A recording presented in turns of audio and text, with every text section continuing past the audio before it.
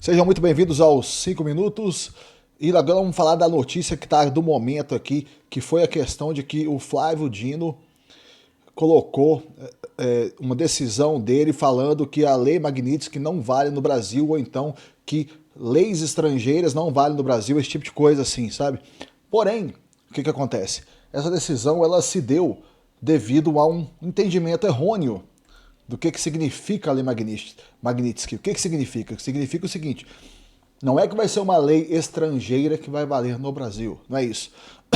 O que significa é que bancos do Brasil que queiram ter relações com os Estados Unidos, que queiram negociar em dólar, que queiram ter qualquer tipo de relação nesse sentido, precisam cumprir com a lei Magnitsky. Então não é uma questão de simplesmente a lei de fora não vale aqui. Qualquer coisa nesse sentido. Não é isso não. É coisa muito diferente disso. É exatamente isso que eu acabei de explicar.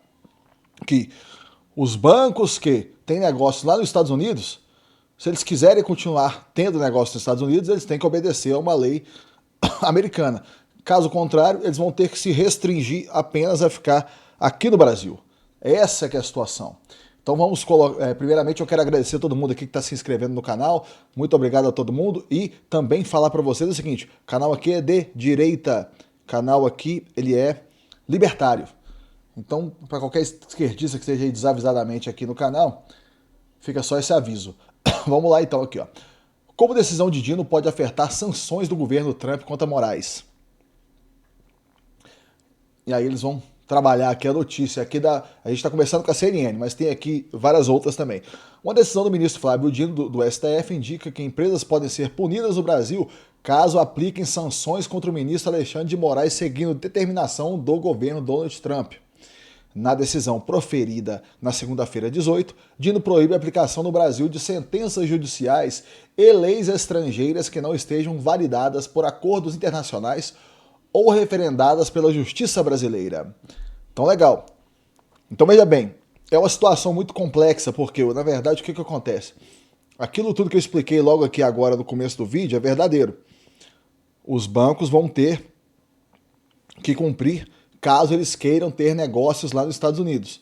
Porém, essa possibilidade de colocação deles aqui também é verdadeira. Em qual sentido que eu digo? Não no sentido do que está escrito, porque o que está escrito é aquilo que eu acabei de explicar.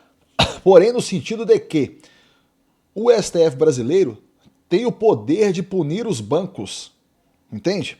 Então, o que ele pode fazer? Ele pode fingir que, na verdade, é uma lei estrangeira que está querendo vigorar no Brasil e falar assim, ó, se você obedecer essa lei estrangeira, nós vamos punir vocês. Essa é a questão, entendem?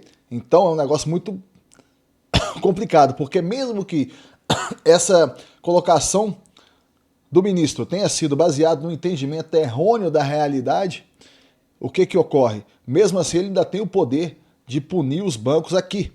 Ou seja, os bancos estão numa situação extremamente difícil. Vamos continuar olhando aqui, ó.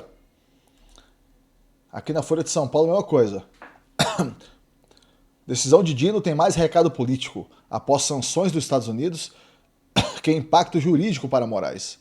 Ministro cita soberania para falar sobre limitação de lei estrangeira, mas cenário já era aplicado no Brasil, dizem especialistas. A decisão dessa segunda-feira do ministro do STF sobre a aplicação da legislação estrangeira no Brasil se destaca mais como recado político do que pelo impacto jurídico que pode trazer sobre o colega, segundo especialistas ouvidos pela Folha. Para professores de direito, a manifestação de Dino não traz novidade jurídica, salvo no âmbito do impedimento de estados e municípios brasileiros procurarem tribunais estrangeiros. A manifestação do magistrado ocorreu em um processo sobre o rompimento, do caso britânico aqui, que é um outro processo que ele aproveitou daquele processo para proferir essa decisão, né? Então vamos lá. Eu achei aqui no X aqui uma explicação dessa questão da lei Magnitsky muito boa, sabe? E aí eu queria que a gente tocasse aqui, é um vídeo um pouco longo, mas eu gostei porque fica muito bem explicado, sabe? Então eu queria passar aqui para vocês. Agora, imagine se o governo Lula, pressionado pela blindagem do STF, decida ir além das palavras. Imagine que obrigue os bancos brasileiros a descumprirem as sanções, que instrua o Banco Central a não colaborar com os bloqueios de ativos. Imagine que o Brasil oficialmente declare: não reconhecemos a Lei Magnitsky dentro do território nacional. Bancos brasileiros não cumprirão essas determinações. Isso não é ficção, é exatamente o que alguns países já tentaram fazer. E eu vou te mostrar exatamente o que aconteceu com eles. Quando o país desafia as sanções primárias da Lei Magnitsky, os americanos ativam algo que é chamado de Protocolo de Destruição Total. É uma segunda linha de ataque criada especificamente para quebrar países rebeldes. É como se fosse uma guerra em duas frentes. Primeiro, eles atacam a pessoa sancionada. Depois, atacam quem protege essa pessoa. E o Brasil inteiro pode acabar virando alvo disso. Vou explicar cada uma das armas dessa máquina de guerra financeira. A primeira arma são as sanções setoriais contra o sistema bancário brasileiro. É como se os americanos cortassem todas as artérias que ligam o Brasil ao sistema financeiro. Pera aí, só um detalhe. Então vocês viram aí que no preâmbulo que ele fez, na introdução que ele fez do vídeo dele, ele já colocou o que aconteceu. Ele já colocou, ó, se o Brasil se recusar a cumprir, o que vai ser feito? Então eu achei legal essa colocação dele, porque é o que já está acontecendo na prática. E agora ele vai explicando, já começou a explicar, na verdade, né, o que serão cada uma das coisas que vão ocorrer se o Brasil realmente endurecer.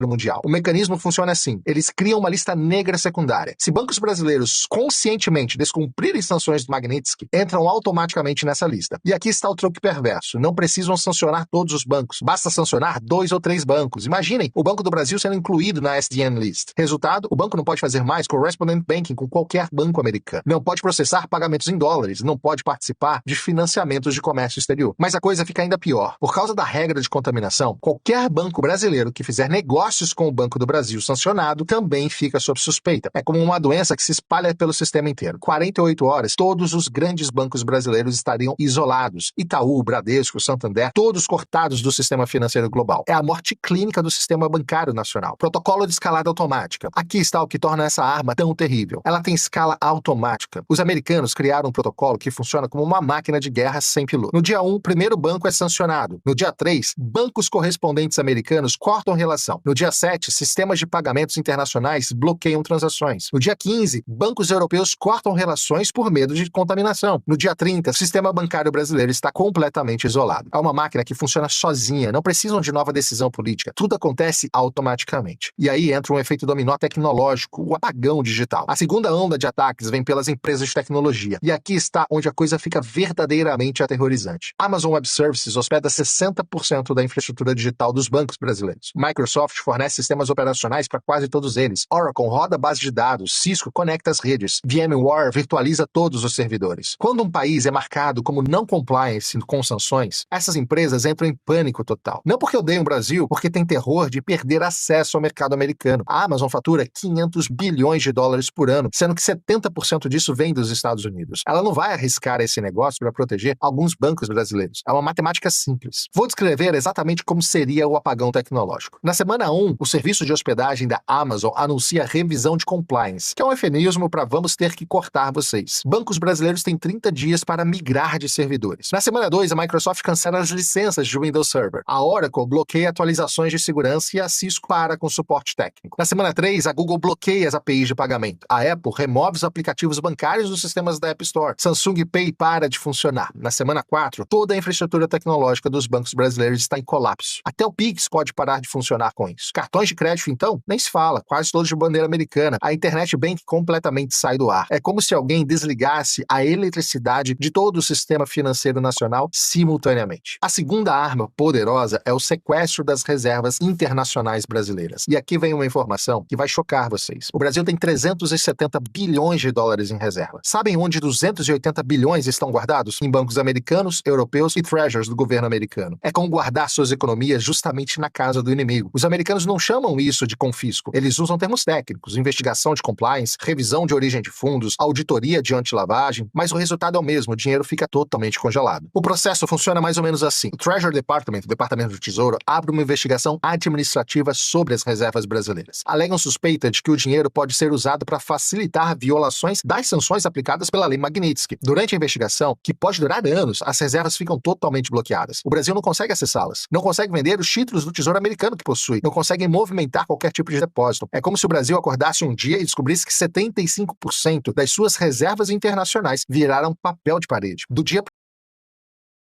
Aqui, e um negócio interessante que a gente tem que colocar. Essas reservas, elas existem, elas dão uma segurança muito grande para o país e na maioria do tempo elas ficam lá quietas. Mas em algum momento, por variação do dólar ou por outro motivo, elas podem ter que ser usadas. Então pensa só, se essas reservas forem todas travadas. à noite o país fica sem capacidade de defender a sua moeda. A terceira arma, a desconexão do sistema SWIFT, é a arma nuclear do sistema financeiro internacional. SWIFT não é americano, ele é belga, na verdade, mas está totalmente dominado pelos americanos. Ele tem poder de veto sobre qualquer tipo de decisão, e quando os americanos pressionam, os europeus sempre cedem. O processo tem 3 fases. Primeiro, fazem a ameaça. SWIFT está revisando a participação de bancos brasileiros devido a violações de compliance de sanções. É um tiro de advertência. Bancos internacionais ficam apavorados, começam voluntariamente a reduzir transações com o Brasil. É como se o Brasil começasse a ficar com lepra financeira. Segundo, começam o isolamento seletivo. Bancos brasileiros ainda podem usar o SWIFT, mas com muitas restrições. Transações começam a demorar muito mais do que o tempo normal, e os custos ficam ainda maiores para as transações vindas do Brasil. É como se transformassem todas as autoestradas em estradas de terra e completamente esburacadas. Você ainda consegue chegar no seu destino, mas vai demorar 3, 4 vezes mais tempo, além de custar muito mais caro. E o terceiro, se o Brasil continuar resistindo à desconexão total, bancos brasileiros são simplesmente expulsos do sistema SWIFT. Resultado, o Brasil vira uma ilha financeira sem poder negociar com qualquer lugar do mundo. Não consegue receber pagamentos de exportações, não consegue pagar importações realizadas. O comércio internacional brasileiro para completamente, entrando em total colapso. A quarta arma, transformar commodities brasileiras em produtos tóxicos. É uma arma de destruição massiva econômica. O Brasil exporta 280 bilhões de dólares por ano. 65% são commodities. Soja, milho, café, minério de ferro, petróleo. Imaginem se esses produtos virassem radioativos comercialmente. Ou seja, ninguém poderia comprar do Brasil sem sofrer algum tipo de sanção dos Estados Unidos. Os americanos criam o que chamam de lista de contaminação comercial. Qualquer empresa que comprar commodities brasileiras, enquanto o Brasil proteger sancionados pela lei Magnitsky, pode ser também sancionada. É uma estratégia de terror psicológico. Eles não precisam sancionar todas as empresas. Basta sancionar 2 ou 3 grandes, como exemplo que todas as demais irão seguir. Imagine que sancionem as americanas Cargill e Hunter Daniels Midland por comprarem soja brasileira, que são grandes compradores. No dia seguinte, todas as outras trade companies param de comprar com medo de também serem sancionadas. É como se criassem uma epidemia de medo no mercado de commodities. O Brasil vira pária comercial do dia para a noite. A quinta arma, uma que pouca gente conhece, mas é devastadora. Pressão sobre as seguradoras internacionais. Todo comércio internacional depende de seguros. Navio carregando soja precisa de um seguro marítimo. Avião carregando café vai precisar de seguro de carga também. Até a refinaria de petróleo precisa de seguro de responsabilidade civil. E 95% das seguradoras internacionais são americanas ou europeias. A Lloyds de Londres, a AIG, a Zurich, Allianz. Quando americanos pressionam, elas param de segurar cargas brasileiras. Resultado? Navios param de sair dos portos brasileiros. Aviões param de carregar produtos brasileiros. É como se o Brasil fosse declarado não segurável. Olha, o negócio é feio mesmo, hein? Nossa Senhora. Então, na verdade, o que fica expresso aí pra gente? É justamente isso que a gente colocou. O que acontece? Não interessa se, na verdade, o motivo da decisão foi um motivo equivocado, digamos assim. O que interessa é o STF brasileiro tem o poder de punir os bancos. Então, o que esses bancos vão fazer? Porque os bancos vão ficar entre a cruz e a espada, percebe? Eles vão ficar entre uma punição de um lado e uma punição de outro. Porém, me parece no primeiro momento que a punição americana é muito pior do que a punição que o Brasil pode fazer. Se bem que aqui no Brasil eles podem fazer multas infinitas aqui para os caras, colocando multa a cada 24 horas ou um monte de coisa assim, que é o que eles fazem geralmente aqui no Brasil. Não é isso? Então eu sei que o vídeo do rapaz lá foi longo, mas eu queria passar para vocês que eu achei muito importante, porque esclareceu muito e dá para perceber que é uma coisa difícil é difícil brigar com essa coisa que é a lei Magnitsky. Tá joia, meus amigos? Então muito obrigado a todo mundo que assistiu o vídeo, a todo mundo que está se inscrevendo no canal e até o próximo.